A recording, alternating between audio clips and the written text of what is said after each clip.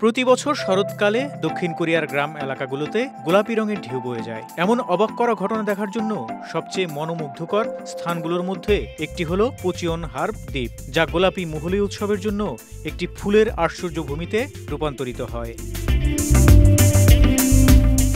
ভিডিওতে ফুটে উঠেছে আকর্ষণীয় এই অনুষ্ঠানের চিত্র। এমন মনোরম স্থানে ভিড় করছে পরিবারগুলো। শিশুদের নিয়ে গোলাপি বালির পাহাড় বেয়ে স্লেজিং পরিবারগুলোর মধ্যে বিশেষভাবে জনপ্রিয়।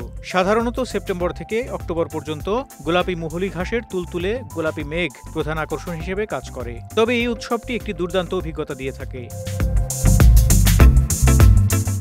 ২১ বছর বয়সী শিক্ষার্থী পার্ক ইয়ে ইউন বলেন, আমার বাবা মায়ের সাথে ছুটির সময় আমাদের কিছুটা সময় বাকি ছিল, তাই আমরা বেড়াতে যাওয়ার জন্য একটি জায়গা খুঁজছিলাম এবং ইনস্টাগ্রামে এটি খুঁজে পাই। গোলাপি মুহুলি এখানে বিখ্যাত, তাই আমরা আসার সিদ্ধান্ত নেই। তিনি আরও বলেন, আমরা ভেবেছিলাম গোলাপি রঙের থিম ছিল, তাই আমার মনে হয়েছে আমি আজ নিখুঁত পোশাক পরেছি। এছাড়াও আমার বাবা মা সত্যি প্রকৃতি উপভোগ করেন, তাই আমি খুশি যে আমরা এসেছি।